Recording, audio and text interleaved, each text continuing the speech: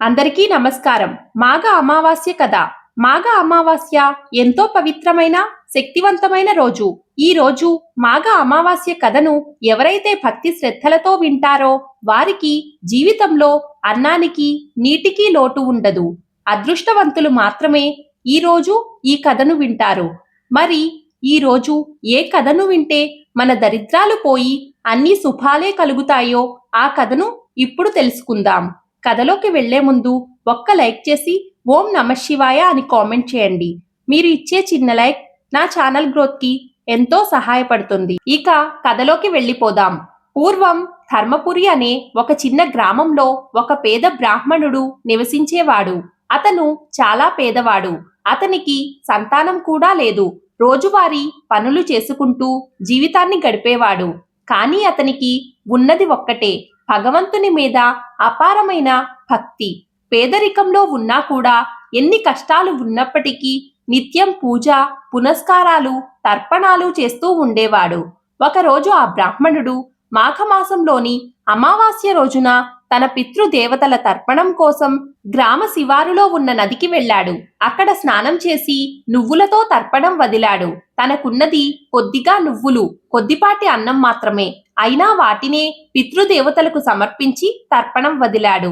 ఇక ఆ రాత్రి బ్రాహ్మణుడి కలలో అతని పితృదేవతలు ప్రత్యక్షమై ఇలా అన్నారు: నాయనా, నీవు మాఘ అమావాస్య రోజున మాకు తిలతర్పణం చేసి ఎంతో ఆనందాన్ని కలిగించావు. మేము దీర్ఘకాలంగా ప్రేతలోకంలో బాధపడుతున్నాము. నీ తర్పణం యొక్క పుణ్య ఫలంతో మేము స్వర్గలోకానికి చేరాము. నీవు ధన సంపదలతో సుఖంగా జీవిస్తావు. నీ జీవితంలో నీకు సకల ఐశ్వర్యాలు కలుగుతాయి. నీకు అన్ని సమృద్ధిగా అందుతాయి అని వారు దీవించారు. ఇక ఆ బ్రాహ్మణుడు ఆ కలను చూసి ఎంతో ఆనందపడి మరుసటి రోజు అదే విశ్వాసంతో మరలా తర్పణం వదిలాడు. ఇక అలా తన జీవితం గడిచిపోతూ వస్తుంది.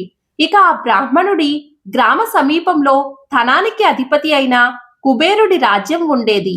ఆ రాజ్యంలో ధనానికి అధిపతి అయిన కుబేరుడు నివసించేవాడు.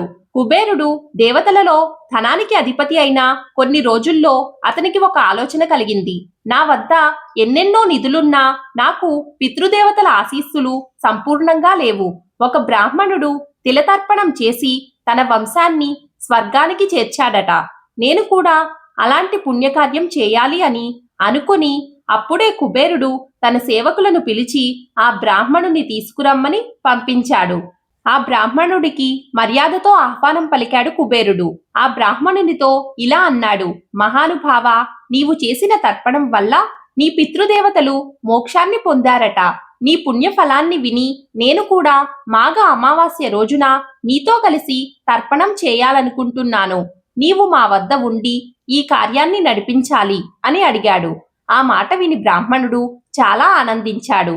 మాఘ అమావాస్య రోజున కుబేరుడు, బ్రాహ్మణుడు కలిసి గంగానది తీరం వద్ద మహాపితృతర్పణం నిర్వహించారు.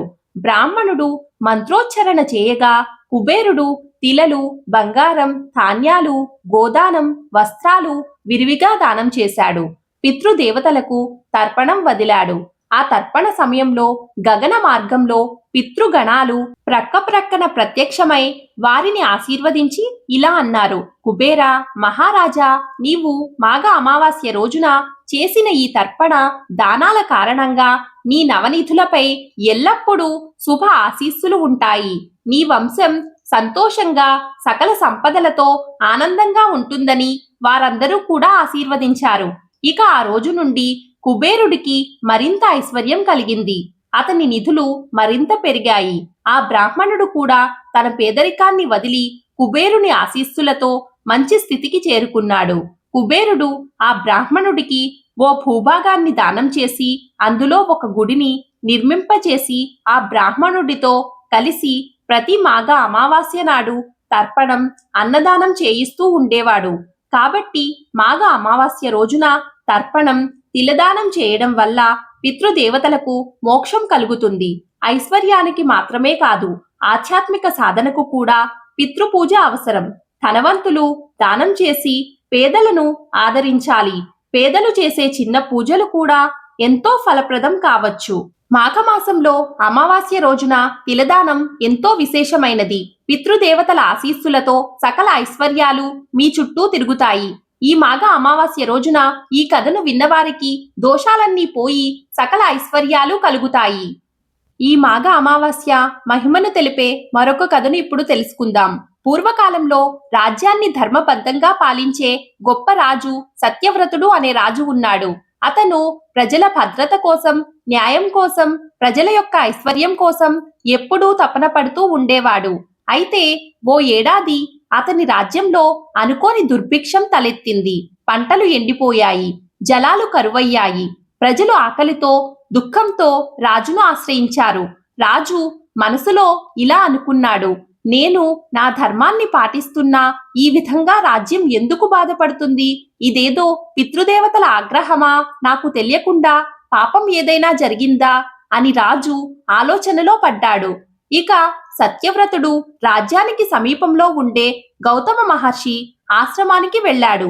ఆ ఆశ్రమం లోపల ప్రశాంతమైన వాతావరణం, వేద మంత్రోచ్చరణ జరుగుతూ ఉంది. ఆ వేద మంత్రాల నాదం రాజు హృదయాన్ని కొంత ఊరటపరిచింది. ఇక మహర్షికి నమస్కరించి ఇలా అన్నాడు, ఓ మహర్షి, నా రాజ్యంలో ప్రజలు కరువు కాటకాలు అనుభవిస్తున్నారు. ఈ దుఃఖం తొలగించడానికి మార్గం ఏదైనా ఉంటే ఉపదేశించండి. అనగానే గౌతమ మహర్షి ధ్యానం చేసి ఇలా చెప్పాడు, మాఘమాసంలో అమావాస్య రోజున గోదావరి నదిలో స్నానం చేసి పితృదేవతలకు తర్పణం వదలాలి. బ్రాహ్మణులను ఆహ్వానించి భోజనం పెట్టి తిలదానం చేయాలి. దీనివల్ల పితృదేవతలు తృప్తి చెందుతారు, వర్షాలు కురుస్తాయి, రాజ్యంలో ఐశ్వర్యం సమృద్ధిగా లభిస్తుంది అని చెప్పాడు. ఇక సత్యవ్రతుడు మహర్షి ఉపదేశాన్ని పాటించేందుకు సిద్ధమయ్యాడు. మాఘమాస అమావాస్య రోజు వస్తూనే గోదావరి నదీ తీరానికి కుటుంబ సభ్యులు, ప్రజలు, పూజారులతో కలిసి వెళ్లాడు. ఉదయమే పవిత్ర గోదావరి నదిలో స్నానం చేశాడు. పితృదేవతలకు తిలతర్పణం చేశాడు. బ్రాహ్మణులకు భోజనం ఏర్పాటు చేశాడు. తిలదానం అంటే నువ్వుల దానం చేశాడు. ధాన్యదానం చేశాడు. వస్త్రదానం, స్వర్ణదానం చేశాడు. అతను ఈ వ్రతాన్ని భక్తిపూర్వకంగా ముగించిన వెంటనే ఆకాశంలో మేఘాలన్నీ గుమికూడి తడిగా చినుకులు పడసాగాయి. కొద్ది రోజుల్లో వర్షాలు కురిసి రాజ్యం సస్యశ్యామలమైంది. ఆ రాత్రి సత్యవ్రతుడు నిద్రలో ఒక దివ్య దర్శనం పొందాడు. తన పితృదేవతలు తేజోమయ స్వరూపంలో ప్రత్యక్షమై ఇలా చెప్పారు, సత్యవ్రతుడా, నీ తిలతర్పణం, తిలదానం వల్ల మేము నరకలోకంలో ఉన్న బాధల నుండి విముక్తి పొందాము. ఇప్పుడే స్వర్గానికి చేరుకున్నాము. నీ రాజ్యంలో ఇక ఎల్లప్పుడూ శాంతి, ఐశ్వర్యం నిండుగా ఉంటాయి. నీ వంశం చరిత్రలో చిరస్థాయిగా నిలుస్తుంది అని చెప్పి వారు అంతర్ధానం అయ్యారు. ఆ తర్వాత రాజ్యం మొత్తం ఉల్లాసంగా మారింది. ప్రజలు మాఘ అమావాస్య వ్రతం వల్లే ఈ సంపద, వర్షం కురిసింది అని ఎంతో సంతోషించారు. ఆ రోజు నుండి మాఘ అమావాస్య నాడు గోదావరి స్నానం, తిలతర్పణం, తిలదానం, వంశాభివృద్ధి, వర్షాలు, ఐశ్వర్యం లభిస్తున్నాయి. పితృదేవతలు స్వర్గానికి చేరుతున్నారు అనే నమ్మకం ప్రజల్లో బలపడింది. పితృకార్యాలు చేయడం వల్ల వంశానికి కీర్తి, ఐశ్వర్యం కలుగుతాయి.